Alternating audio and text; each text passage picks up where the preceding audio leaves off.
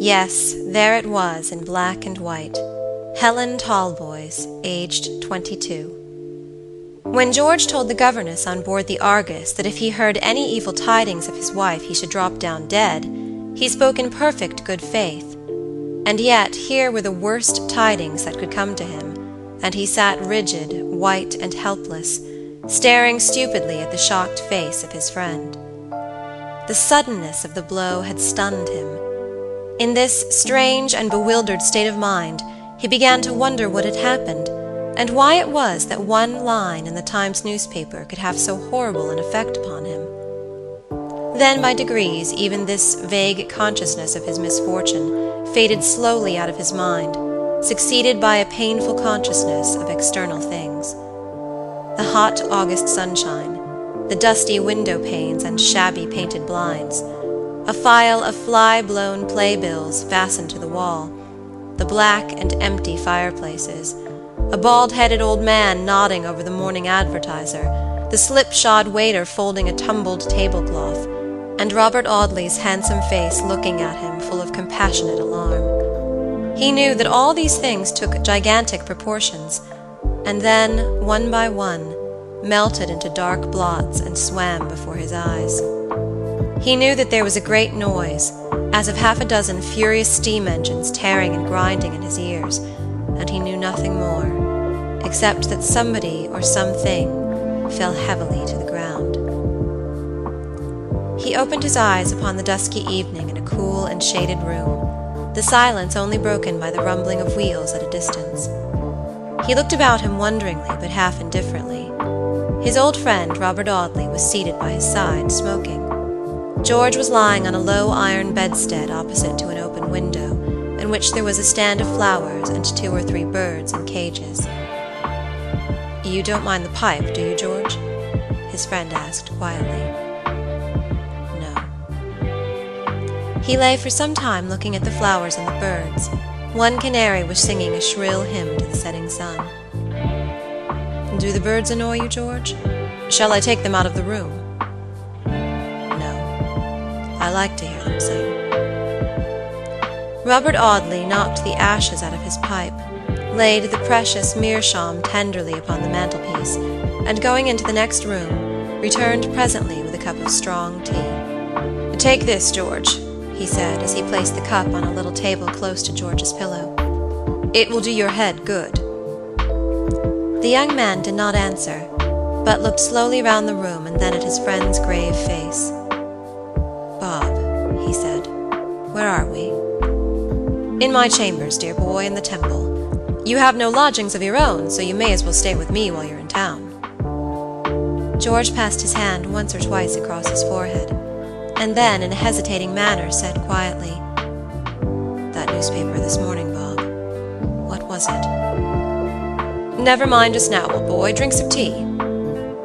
"Yes, yes," cried George impatiently, raising himself upon the bed and staring about him with hollow eyes. "I remember all about it. Helen, my wife, my darling, my only love, dead, dead." "George," said Robert Audley, laying his hand gently upon the young man's arm, "you must remember that the person whose name you saw in the paper may not be your wife. There may have been some other Helen Talboys." "No, no," he cried. "The age corresponds with hers, and Talboys is such an uncommon name." "It may be a misprint for Talbot." "No, no, no! My wife is dead!" He shook off Robert's restraining hand, and rising from the bed, walked straight to the door. "Where are you going?" exclaimed his friend. "To Ventnor, to see her grave." "Not tonight, George, not tonight. I will go with you myself by the first train tomorrow." Robert led him back to the bed and gently forced him to lie down again. He then gave him an opiate, which had been left for him by the medical man whom they had called in at the coffee-house in Bridge Street, when George fainted. So George Talboys fell into a heavy slumber, and dreamed that he went to Ventnor, to find his wife alive and happy, but wrinkled, old, and grey, and to find his son grown into a young man. Early the next morning he was seated opposite to Robert Audley in the first-class carriage of an express, whirling through the pretty open country toward Portsmouth. They landed at Ventnor under the burning heat of the midday sun. As the two young men came from the steamer, the people on the pier stared at George's white face and untrimmed beard. "What are we to do, George?" Robert Audley asked. "We have no clue to finding the people you want to see."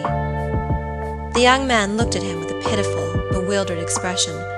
The big dragoon was as helpless as a baby, and Robert Audley, the most vacillating and unenergetic of men, found himself called upon to act for another. He rose superior to himself and equal to the occasion.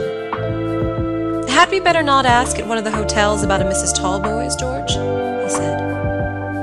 "Her father's name was Malden," George muttered. "He could never have sent her here to die alone." They said nothing more, but Robert walked straight to a hotel where he inquired for a Mr. Malden. Yes, they told him, there was a gentleman of that name stopping at Ventnor, a Captain Malden. His daughter was lately dead. The waiter would go and inquire for the address. The hotel was a busy place at this season, people hurrying in and out, and a great bustle of grooms and waiters about the halls. George Talboys leaned against the doorpost, with much the same look in his face as that which had frightened his friend in the Westminster coffee-house. The worst was confirmed now. His wife, Captain Malden's daughter, was dead.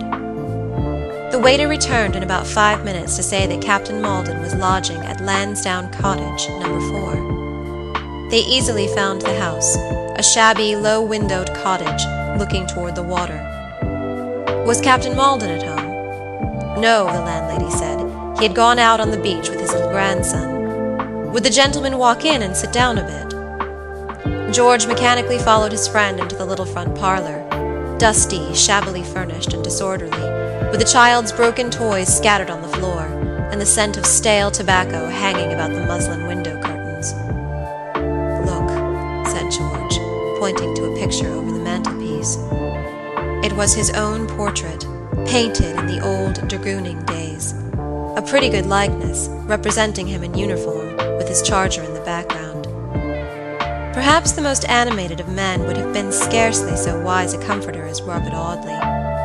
He did not utter a word to the stricken widower, but quietly seated himself with his back to George, looking out of the open window. For some time the young man wandered restlessly about the room, looking at and sometimes touching the knickknacks lying here and there. Her work-box, with an unfinished piece of work, her album full of extracts from Byron and Moore, written in his own scrawling hand, some books which he had given her, and a bunch of withered flowers in a vase they had bought in Italy. "Her portrait used to hang by the side of mine," he muttered. "I wonder what they have done with it." By and by, he said, after about an hour's silence, "I should like to see the woman of the house. I should like to ask her about—" He broke down and buried his face in his hands. Robert summoned the landlady.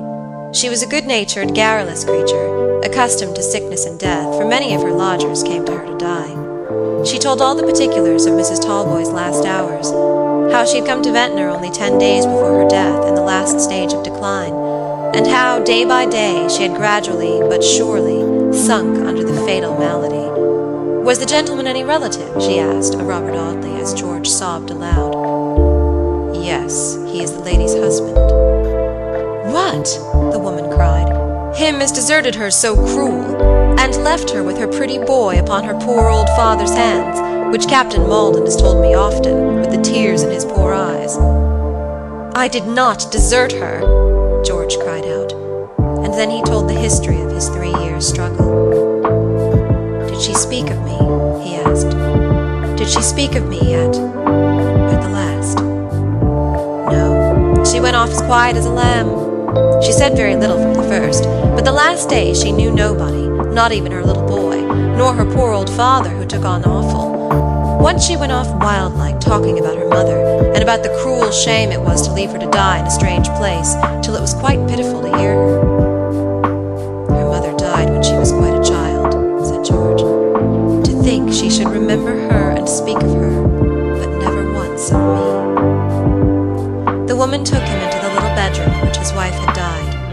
He knelt down by the bed and kissed the pillow tenderly, the landlady crying as he did so. While he was kneeling, praying perhaps, with his face buried in this humble, snow-white pillow, the woman took something from a drawer. She gave it to him when he rose from his knees. It was a long tress of hair wrapped in silver paper. "I cut this off when she lay in her coffin," she said. "Poor dear." He pressed the soft lock to his lips. "Yes," he murmured. "This is the dear hair that I have kissed so often when her head lay upon my shoulder. But it always had a rippling wave in it then, and now it seems smooth and straight." "It changes in illness," said the landlady. "If you'd like to see where they have laid her, Mr. Talboys, my little boy shall show you the way to the churchyard." So George Talboys and his faithful friend walked to the quiet spot, where, beneath a mound of earth, to which the patches of fresh turf hardly adhered, lay that wife of whose welcoming smile George had dreamed so often in the far antipodes. Robert left the young man by the side of this newly made grave, and returning in about a quarter of an hour, found that he had not once stirred. He looked up presently, and said that if there was a stonemason's anywhere near he should like to give an order. They very easily found the stonemason, and sitting down amidst the fragmentary litter of the man's yard, George Talboys wrote in pencil this brief inscription for the headstone of his dead wife's grave: "Sacred to the memory of Helen, the beloved wife of George Talboys, who departed this life August 24th, 18, aged 22, deeply regretted by her sorrowing husband."